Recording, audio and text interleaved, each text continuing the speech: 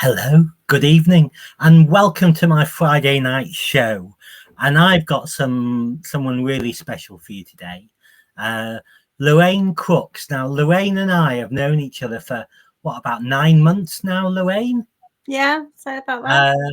And we've been talking about doing this for a while, and we've actually managed to get diaries together now. So that's why I'm kind of really happy that we can get this on tape, because I think it's a subject that many of the people who've leapt in on this or who've joined me before will have a really keen interest in it, because the way let me not mince my words too much, but the way our ability to perform a sexual function is as important to me at my age as, quite frankly, it was to me when I was in my 20s.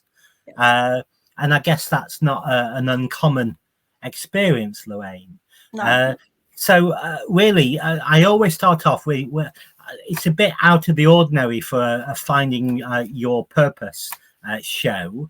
But in tune with that, I do want to start off with that first question, which is, there's normally an event or a trigger or an emotional happening that moves you from where you were doing what you were doing to what you're doing at the moment. And you've clearly found your purpose in doing this. So can you tell us a bit about your moment? Yeah, so my moment as a kind of epiphany, deciding to move and change my career, was probably about 5-6 years ago.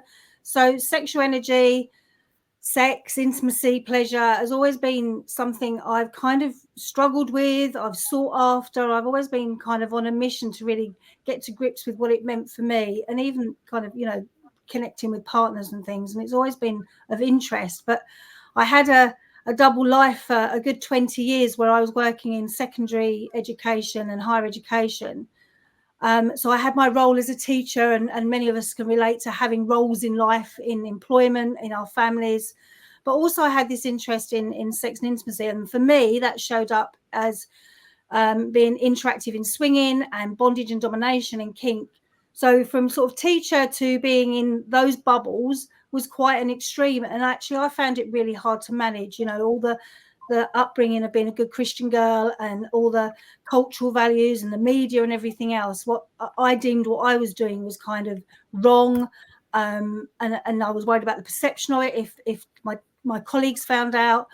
And it actually made me physically ill, as often these things do. Emotions often lead to our physical health. I had alopecia, irritable bowel, and at the time of going, that's enough, I just don't want to do teaching anymore because this life is so important. I didn't actually know what I was going to do, but I had decided I wanted to kind of find out a bit more about me, maybe heal some of the journey that I'd been on in exploring that, where maybe consent hadn't been, really healthy, and just kind of take some time for me.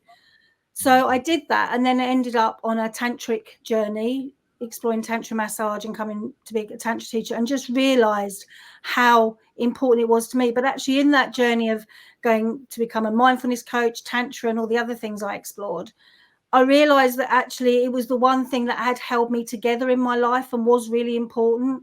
And then talking to other people, realized how important it was, but also that other people suffered the same fear, shame, sense of self-judgment around it as well.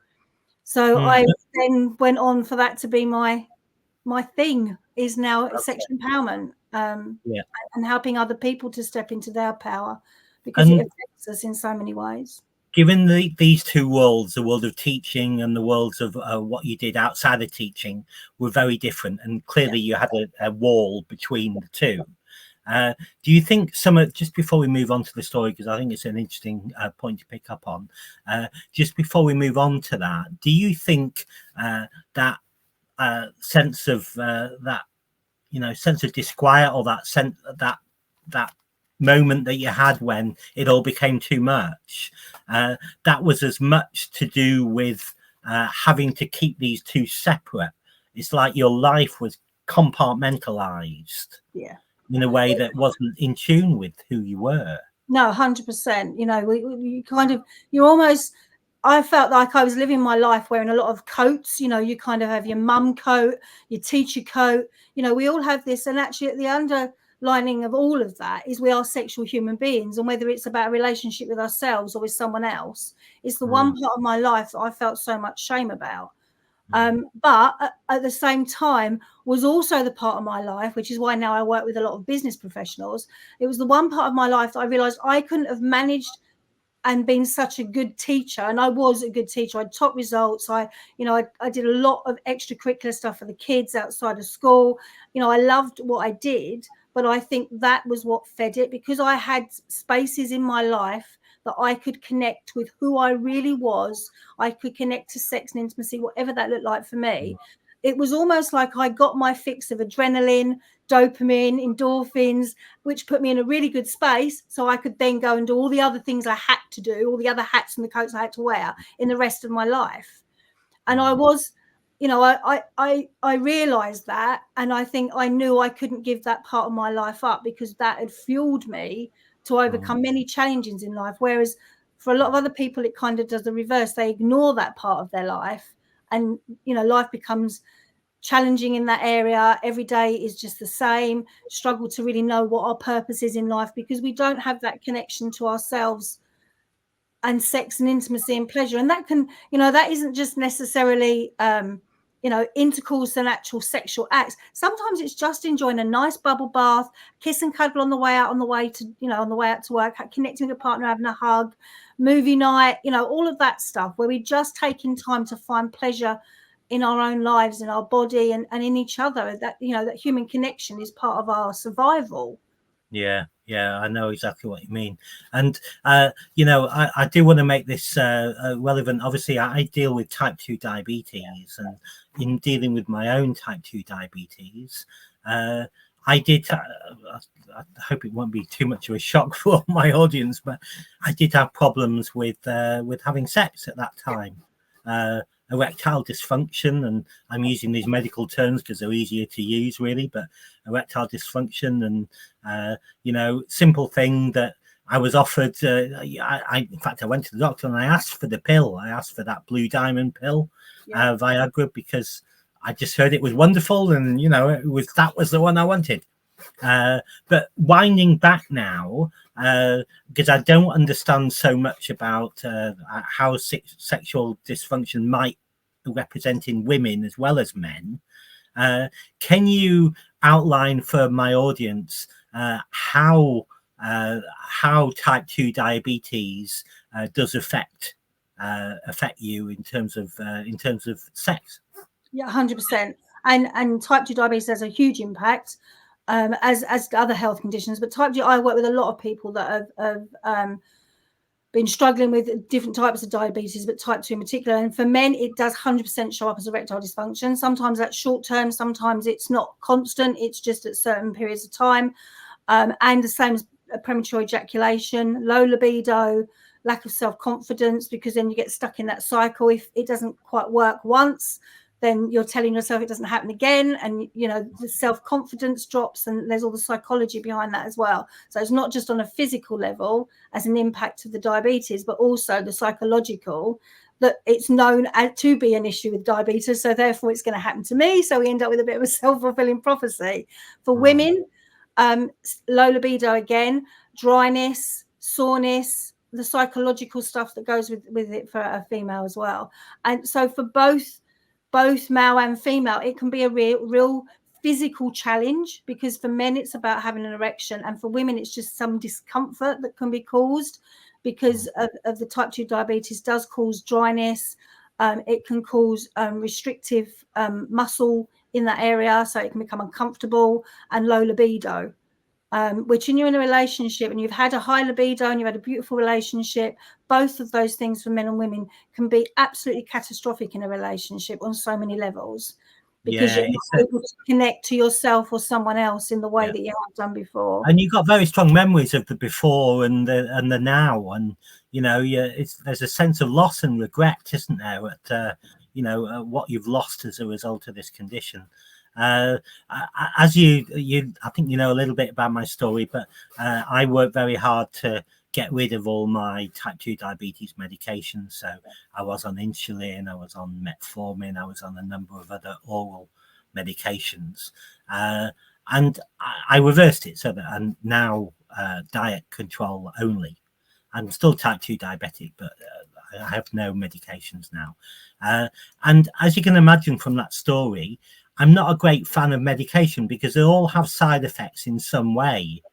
Now, at the time I popped that little blue pill, I wasn't much concerned about the side effects, but I know for me, when I took it, one of the biggest impacts that I wasn't aware of was actually the impact on my heart, because I could feel my heart racing. And, you know, while it was exciting during the act, the fact that it lasted so much longer than the act itself was, you know, was really quite, I think I use the word shocking, really. It was quite a surprise for me anyway. Are there ways that we can, as type 2 diabetics, male or female, are there ways that we can improve our sexual function without medication? 100%. So I do a lot of work with people that are not necessarily just diabetics, but people that are suffering with erectile dysfunction, premature ejaculation, low libido, the dryness, you know, whether it's male or female. And we do as human beings get very tangled in our head. So we've already told ourselves that we're kind of broken. So sometimes it's about, I always explain it as sometimes we need to just get on a different bus to get to the destination. I think we need to, and this isn't just about diabetes, sometimes this is an age thing as well. We often get in routines in sex and intimacy. And sometimes when a health issue comes along, whatever it might be, we kind of still trying to chug down the same line, doing things the same way. And sometimes we just have to change it. And we can still get to those orgasms. We can still get to that pleasure. But sometimes we have to navigate that in a different way. That might be longer foreplay. It might be, you know, that sometimes it isn't about necessarily always getting an erection, which is a really easy thing I get for a woman to say. But there are so many other ways of getting pleasure. And actually, once you take that head thing out of it, often things change and an erection does occur because you've taken it out of the equation. So you don't get tangled up in the psychology of it. And I've worked with many, many diabetics that with breath work, some mindfulness, just taking the goal-based focus out of sex, that actually a lot of that can support it. You know, breath work and mindfulness are a great thing that many of us don't do in the bedroom because we're always thinking of the next thing. We're always trying to please our partner. We want to make it the same as it's always been. And sometimes it is about doing it slightly differently and focusing on how we can get the journey to unfold in a different way. So, you know, even things like spending time massaging each other, have prolonged periods of foreplay where you can just get into a moment, and often things change, you know, because you're just doing it the way you take the pressure off of it, because a lot of it is psychology. You know, I've quite often worked with diabetics, and in tantra I'm working with that area, so I work with the genitals. So I'm supporting somebody to work with the breath, to work with mindfulness, and often because they're not with their partner, it's taken that kind of pressure as well. And then suddenly, you know, they do get an erection. It's like, oh my God, you know, and suddenly they realize it's not broke, so they can go back to their partner and, you know, okay, I'm not going to say it happens every time, 100% doesn't, but there's a whole different mindset and a whole different focus, because often, you know, we are very much in our head in sex. So learning things about breath work, tantra, even things like yoga can help with diabetes and things, because again, it's the blood circulation, it's becoming, like you've said, changing your diet. There's lots of things we can do that just, if we do a little bit of all of those, can make such a huge difference. We haven't got to go to yoga every night of the week and start eating lettuce every night, but some tweaks in our diet, some changes in our mindset, you know, approaching things in a slightly different way can make a huge difference. I can see that. Again, as we talked about before, though, I think it's that comparison between then and now. You want then back again rather than you want a new now. I think we need to remember sometimes that's not the diabetes or the health condition. Sometimes that's just we're getting a little bit older and things don't quite work the same way. For women, menopause is a huge thing. You know, if you're going through stage, diabetes and the menopause, you're like, what's happening to my body and what is it that's causing these changes? Because menopause can cause a lot of the same symptoms for a woman: dryness, low libido. So it's like we just feel so lost with it, and 100% we want things back the way they were. But as we get older, things aren't the way they were. So therefore, it's about navigating some new lands, and things can be just as exciting in a different way. I see. Yeah, I see that. And do you tend to work with couples, or do you work with either a man or a woman separately? So I've worked with both. So a lot of my clients are men who are struggling with things like erectile dysfunction, or they've been through broken relationships and they're struggling. And again, women can trauma, menopause, health conditions, whatever that is. And to be honest, of a certain age, we've kind of got one of those. We've either got a health condition or we've got some sort of broken relationship that's kind of struck our body or our mind in some way that it kind of changes how we perceive intimacy. I think as we get older, we've all got a story behind us, and we all struggle a little bit with some health issues. So it's not an uncommon thing for us as we reach our 40s, 50s and beyond, that we do have to navigate. We'd love sex to be the same as it was in our 20s, but our bodies and actually there's so many different things we can be doing. We kind of get stuck in a rut with sex. I think it does become very much a routine, and intimacy and pleasure. And I always say all of those because they're very different. Pleasure doesn't have to be goal, or it doesn't have to be sex. Intimacy, kissing and cuddling and connecting and just being with another human being on a kind of intimate level doesn't have to always involve what we know to be sex. I think that's a good point. And in terms of approaching you for what you do, you mentioned a couple of things. You mentioned the tantric work you do, and I think you do some other you have other tools in your bag when you speak to a client. Do they need to come to you knowing what these tools are and saying, I want that one, please? No. I want that one. Or do they come to you and say, well, this is my problem, and then you apply the right tool for the job? Yeah, so I work a lot with energy as well. So I believe a lot in the meta health stuff. So for example, diabetes in the meta health is very much in an energy perspective, is about relationship dynamics. Sometimes that's about relationship with our partners. Sometimes that's about our parents. Diabetes is often related to periods of stress in your life. So I might work from an energy perspective in looking at how, what was the trigger for the diabetes, because sometimes that's relevant. And actually, sometimes that is about intimate relationships. There's always a starting point quite often with what was the onset. And sometimes we go back to that and look at that. And what was the trigger, and we might use energy work. Sometimes it's about let's manage it in the here and now, which can then is about finding tools to manage it, which is the breath work, the mindfulness, maybe movement, the tantra work. So it really depends on what people are open to explore, and also kind of what they've come with. If they've had it a long time, or they're not sure what the trigger was, or they've got other health conditions as well, which quite often happens. It's not one health condition that can cause challenges in relationships and with your own body. So it's just about seeing where people are at and meeting them there with the tools that I've got. And you're quite right about root cause. I find with oftentimes with clients that we do this thing called emotion code. We do emotion code work in order to get to the source of how this diabetes thing happened to them, because I remember one particular client came to me, said, Stephen, I don't know what's going wrong. I was okay yesterday, and I've woken up today and I've got type 2 diabetes, but in truth it takes 10 to 15 years to develop this, and the underlying causes can go back much further. I know, for example, when I did the emotion work myself, that the major trigger for me was actually something that happened to me at the age of 8, and it was, I saw it as something completely different to this. It was I was worried about something that was going on with my mum, and I fell off a climbing frame, and anyway, that was the source of everything. And who would have known, but for others it can be, it can be sexual abuse, it can be a trauma trigger with a big T, or a trauma trigger with a small t, or a collection of them over a number of years.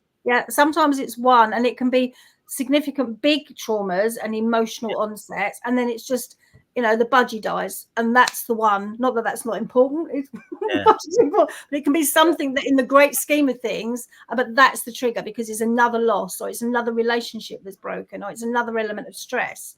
So all of our health conditions in the kind of meta world and an energy perspective, all of our health conditions, whether it's toothache, headache, you know, bad back, feet, whatever it might be, are related to an emotion. And it's down to the individual whether that's the journey they want to take. It, like, let's unpick where it's come from, because by releasing that we can move forward, because we're literally carrying it around with us. So by letting that go with, like you said, the energy work, or if it's more or less, you know, I want to manage the here and now, because actually that's the most important to me, then that's maybe more the breath work. And so a combination of two is heaven, because that means that we can release and change, and even sometimes even just, like you said, identifying what that was is enough. Like once you've realized where it came from, then there's lots of modalities, and I know the work you do is amazing, but there's lots of things that can help us like let that go. And then it's like, okay, so how do we then step back into our power with this? But I understand that not everybody connects with, you know, necessarily going back. They want to focus on the now. Completely get that. And there are tools to support that. Doing both is a perfect combination. Yeah, and I do get clients who are rather worried about looking back, because, you know, they don't want to see those skeletons, and there's a reason why they shut behind the closet. Yeah. But it's not invasive. It's not like, I don't know, something like cognitive behavioral therapy, where you might go through and relive it until it becomes, you know, normalized or whatever. And I'm not a great expert in that. No, and it's not about what I would call the counselling angle of reliving it. It's just like, let's identify the point, and let's then just let it go. We don't have to relive any of it. We just, it's understanding that there was a starting point. And the meta health is amazing. You know, I've even got, you know, today for me, I've got a bit of a backache, and I'm like, okay, what's holding my back? You know, what's pulling me back? And I've already identified it. Once I've identified it, I can, on a real-time level, manage that, which is actually a relationship that's kind of, I'm trying to do too many things at once. It's like, okay, I need to let something go, because I'm feeling that restriction. You know, I've got something going on in my shoulders, which is about, you know, what's trying to push you down and suppress you. Stuff in your throat is about, you know, what can't you talk about? You know, often people in relationships at certain times in their life, you know, I've known someone have a throat infection at certain anniversaries, because it triggers things in the unconscious about getting married, and that was it the right thing to do? And it's very, very, sometimes it can be very deep, but it's very interesting, and particularly for something like type 2 diabetes, to just identify that trigger. And once you have an understanding, and you can just say, okay, I honor that, let it go, it's surprising how that can change your physical health.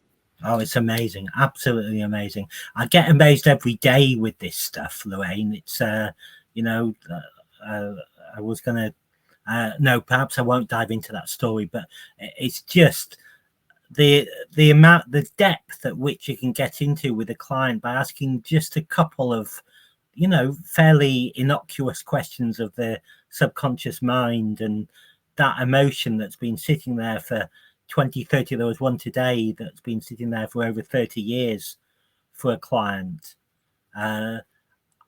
It can have massive ripples, and to find it and to release it, and, you know, to heal from it.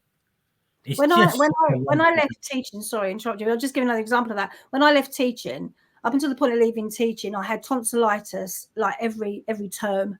I had irritable bowel that was really bad, and I also had alopecia. I had mild alopecia. As soon as I gave up teaching, and I didn't even know about mental health at this point, as soon as I gave up teaching, every single one of them stopped. I've never had tonsillitis again, because it was because I couldn't talk about my life. It was a secret. Like, no one in my life knew. And now the irony is, I'm now talking about it with people like you, and quite happy to talk about sex. I spent 20 years not saying anything to anybody apart from those in my little bubble. My hair, where I was literally pulling my hair out metaphorically, it all grew back, and I never had irritable bowel again, because I was in control. Irritable bowel was about losing control. I was back in control. I was in the driving seat of my own life, being exactly who I want to be. I very rarely have what I would call a health condition. I have a bit of backache and tonsillitis. I'm blessed to now know that I can open a book and dive in, or tap into, you know, professionals like yourself, where I can get some help and let it go. But I've never had tonsillitis since, because I now speak the truth. Isn't it amazing that the body can create these very complex metaphors, you know, itself? Because we all deal with euphemisms. You probably deal with a lot of them in your, and you know, these metaphors that we use to avoid going to the actual words and explaining what we're actually feeling. But the body physically creates these metaphors as well, and I continuously find it fascinating. Listen, Lorraine, it's really, really important what you do, and I know many people listening might want to reach out to you and, you know, ask a bit more about your services. What's the best way of contacting you? So the best place to go is to my website, which is orgasmiclife.me. And there's a page on there. They can see my services. There's a page on there to reach out and book a call. But all of that is in one place. Then that's probably the easiest way. I am on Facebook and LinkedIn and places like that. But if they just want to have a little nose of what I do, or want to make contact to book a call, have a chat, whatever that might be, thank you. Whatever that might be, then they're more than welcome. I'm happy to have a conversation about any challenges around their diabetes or sex, intimacy and pleasure as a general. That's wonderful. And you know, sometime in the not too distant future, I do want to have you back, because as I say, I think this is a really important subject for anyone who has type 2 diabetes. Obviously for any other health condition it's important too, but that's really my concern. So if you would consider coming back in Definitely. You know, 6, 8, I don't know, however long, we'll work it out.